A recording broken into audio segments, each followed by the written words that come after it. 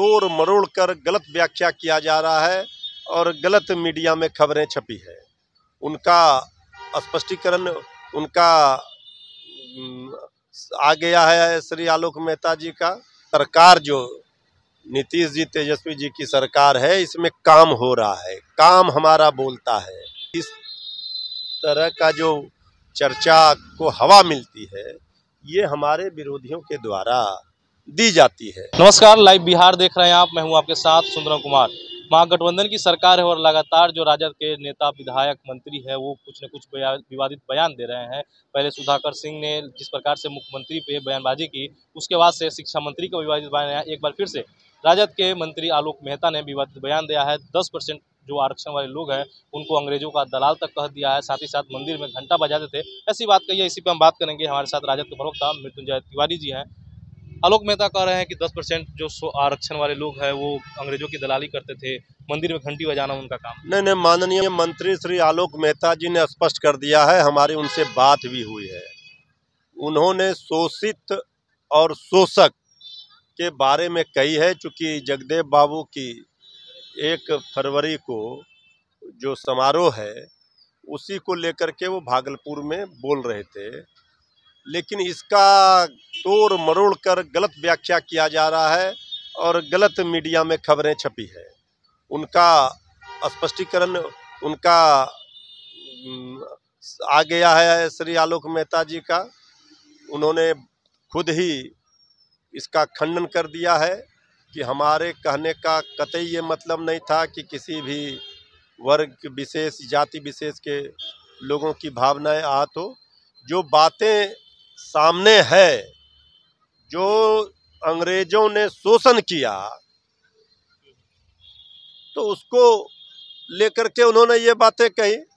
ये सब बात का विराम लग गया जब खुद ही माननीय मंत्री आलोक मेहता जी ने इस पर अपनी राय स्पष्ट कर दी है। कहीं कोई कंफ्यूजन में किसी को नहीं रहना चाहिए। हमारी पार्टी सामाजिक न्याय, धर्मनिरपेक्षता, A to Z, सभी जात, सभी धर्म, सभी वर्गों का सम्मान करती है। और हम जो दबे कुचले, शोषित, वंचित के उत्थान की बात करते हैं, जो समाज के अंतिम पंक्ति में बैठे हैं, उसकी लड़ाई लड़ते हैं, ये हमारी पार्टी की है। लेकिन हम सभी जाति को जमात साथ लेकर चलते हैं। A to Z की बात कर रहे हैं। 2020 विधानसभा का पहले लगातार A to Z की आप लोगों को बात करके चुनाव भी लड़ा। MSC जब चुनाव था तो भूमिहारों को टिकट भी दिया, आप लोगों ने मुजफ्फरपुर से भी दिया, देखने को मिला था। फिर इस प्रकार की जो बयानबाजी होती है, इसका आपको नहीं लगता कि दूसरे को निराश किया जा रहा है? सफाई देने के बावजूद भी जो इस तरह की बातें आ रही हैं। किसी को भी कंफ्यूजन में नहीं रहना चाहिए।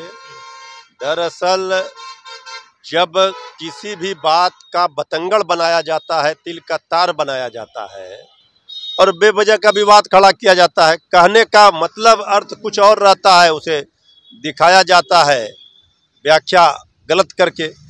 ये सरकार जो नीतीश जी तेजस्वी जी की सरकार है, इसमें काम हो रहा है, काम हमारा बोलता है। ये हम मुद्दे की बात कर रहे हैं। पढ़ाई, कमाई, दवाई, सिंचाई, सुनवाई, कार्रवाई, ये मूल मंत्र है, इसकी है लड़ाई। तो इसमें किसी को भी इस तरह का जो चर्चा को हवा मिलती है, ये हमारे विरोधियों के द्वारा दी जाती है। तो हम तो स्पष्ट जानते हैं कि हम सबका साथ लेकर चलना चाहते हैं। हमारे पार्टी का स्पष्ट मानना है कि मुद्दे की बात पर ही बहस होनी चाहिए, चर्चा होनी चाहिए। जदयू के द्वारा स्मृति समारोह, महाराणा प्रताप स्मृति समारोह मनाया जा रहा है। स्वर्ण वोटरों को अपने तरफ लुभाने का प्रयास किया जा रहा है। दूसरी तरफ इस प्रकार की बयान, कैसे दोनों को देखते हैं? महाराणा प्रताप जी के बारे में भला कौन आदर और सम्मान का भाव नहीं रखता? वो जाति से ऊपर थे। उनका तो सोच था सभी जात, सभी लोगों को साथ लेकर चलते थे। ये तो सब लोग मनाते थे। अब ऐसे महापुरुषों को आप किसी जाति में ना बांधिए। आखिरी सवाल रहेगा सर, 15 दिन के लिए कारण बताओ नोटिस जारी किया गया है राजद के द्वारा। एक बार फिर से सुधाकर सिंह ने उसी प्रकार की बयानबाजी कर दी है। नहीं, इस पूरे मामले पर हमारे पार्टी के नेतृत्व ने संज्ञान लिया है और पार्टी का नेतृत्व इसे देख रहा है।